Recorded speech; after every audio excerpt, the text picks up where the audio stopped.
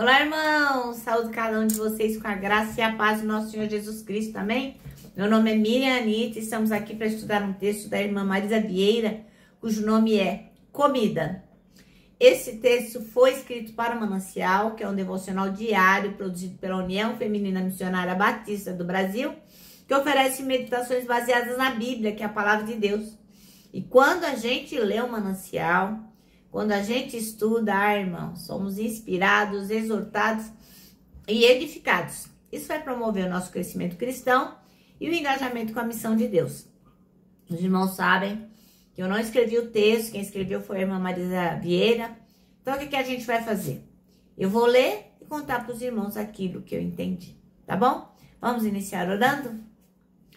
Jesus, nós te agradecemos porque Tu és o nosso Deus e Tu nos concede essa liberdade maravilhosa de podermos orar, manusear a Tua palavra, que nós possamos, Senhor, compreender a importância da verdadeira comida. Ó Pai, muito obrigada por tudo, ensina-nos o que precisamos aprender. É em Teu nome que oramos. Amém.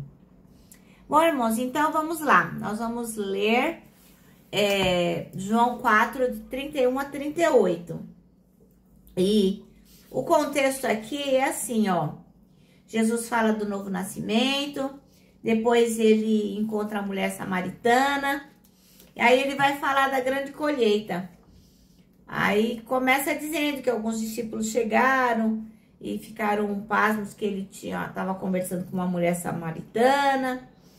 Aí, moral, a mulher deixou o cântaro, foi embora correndo, e eles ficaram lá. E depois eles saíram da cidade.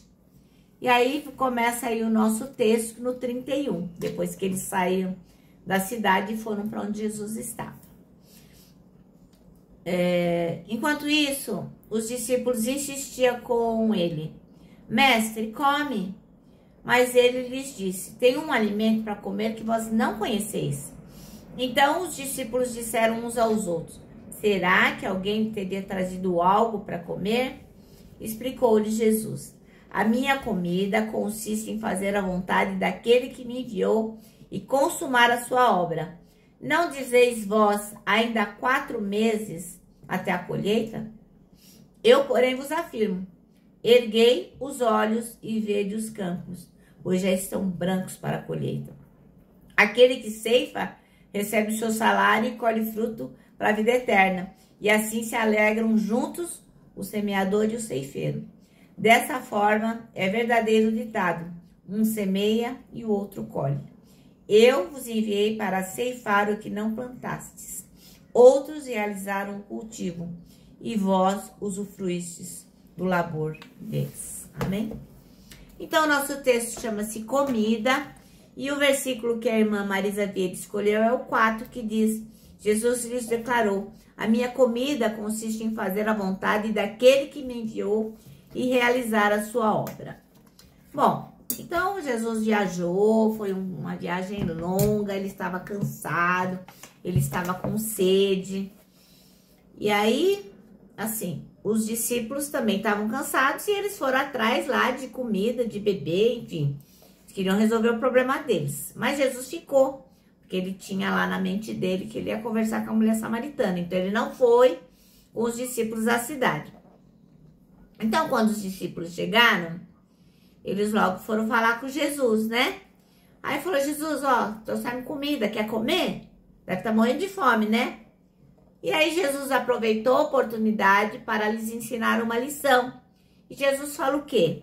De uma comida que os discípulos ainda não conhecem, eles não se deram conta. E aí, sem entender o que Jesus estava dizendo, os discípulos pensaram, será que ele já comeu? Será que alguém trouxe alguma coisa? Mas aí Jesus fala, não, nada disso, não. O que eu tô falando é de outra coisa. É de uma coisa que a gente tem mais necessidade, que eu tenho mais necessidade do que comer, do que beber. Eu tenho a maior necessidade de fazer a vontade do Pai, e fazer a obra do Pai. Mais do que comer, mas qualquer coisa no mundo que tenha importância, fazer a obra do Pai, fazer a vontade do Pai, para Jesus é o que ele tinha de mais importante. E ele disse isso para os discípulos.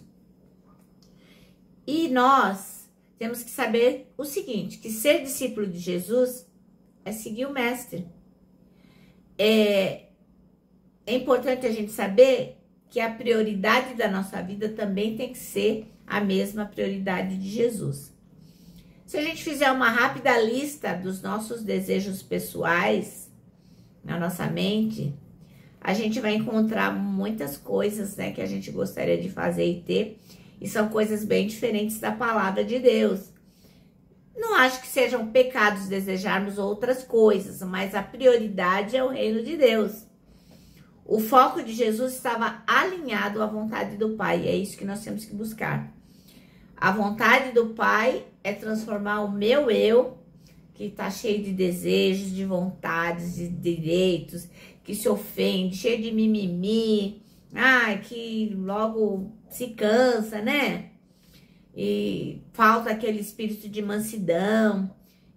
Assim, a gente tem que fazer a vontade de Deus, se sujeitar a Deus e se sujeitar também às pessoas com amor, né? Pessoas que não se consideram superior, mas como servo. Viver sobre a vontade do Pai e realizar a sua obra é viver sobre a missão de buscar o que se havia perdido. Lembra da dracma, do dinheiro perdido? Essa é a nossa missão. É viver para doar a vida, fazendo cada vez mais discípulos. O Senhor quer nossa vida inteiramente a serviço dele. Então, ele não quer só um pouquinho. Ele quer tudo. A prioridade é dele. Que ele possa mostrar isso hoje para nós, que nós possamos compreender essa verdade eterna. Que ele possa reorganizar a nossa lista de prioridades e nos ensinar, a ter como primazia a vontade do Pai e a sua obra. Que nem Jesus, né, fazia.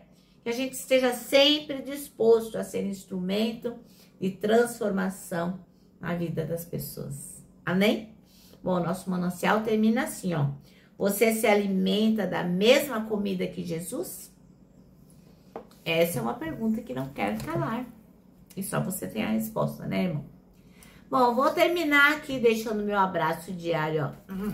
Abraço de urso.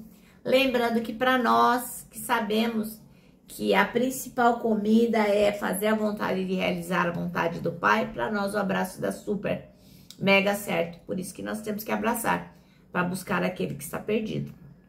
Quero lembrar também vocês do nosso versículo deste ano, que é 1 Tessalonicenses 5:9, que diz: porque Deus não nos destinou para a ira, mas para recebermos a salvação por meio de nosso Senhor Jesus Cristo.